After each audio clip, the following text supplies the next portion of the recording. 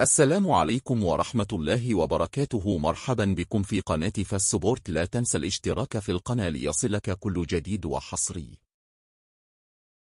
يتابع وليد الركراكي مدرب المنتخب المغربي عن كف بملف قائد منتخب أسود الأطلس رومان سايس لمعرفة حقيقة وضعه مع بشكتاش التركي.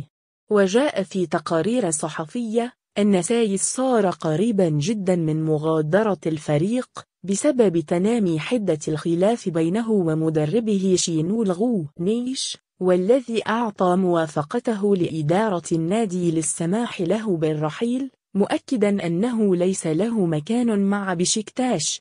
ويتابع وليد الركراكي ملف عميد الأسود ويحاول رفع معنويات اللاعب الذي حمل شارة قيادة المنتخب المغربي في 6 مباريات بمونديال قطر 2022، وهو رقم غير مسبوق على مستوى أسود الأطلس.